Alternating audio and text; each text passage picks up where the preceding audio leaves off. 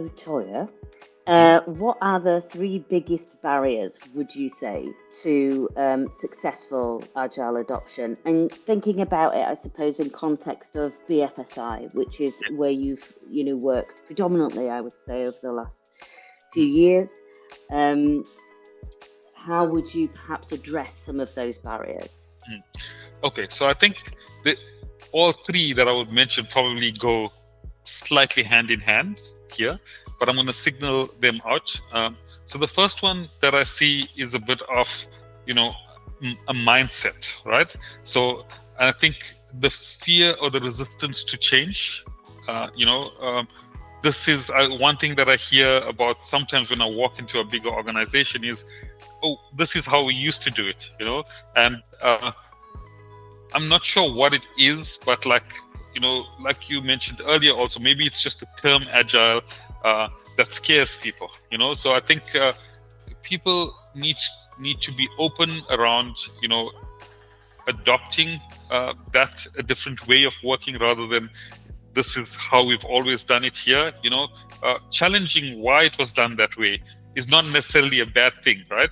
A lot of times, and the second one that I would say is that fear culture, right? So it's like almost, you're coming in to change something which potentially threatens someone else's, standing or, job, for example, and that shouldn't be the case, right? I think it should be a case of let's work collaboratively to solve problems. There'll always be subject matter experts within the big banking industries and financial industries, for example. They are very much needed, right? But then you get people who come in with the agile way of thinking, and if you supplement both, you're going to get a bigger win than having either one on its own independently, right? So I think how do we adopt together to work collaboratively from maybe this is how we used to do it to breaking down that fear culture and putting it together.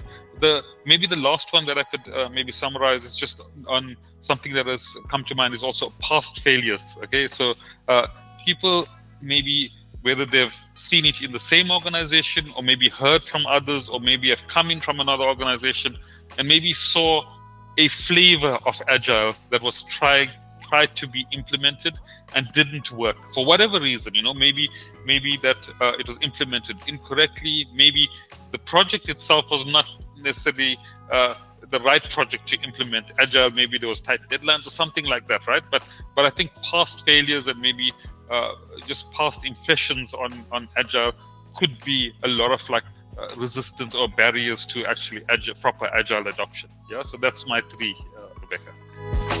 Check out my other videos where we delve into our professional history and discuss subjects such as maturing agility across teams and effective collaboration tools for distributed teams. Thank you for watching.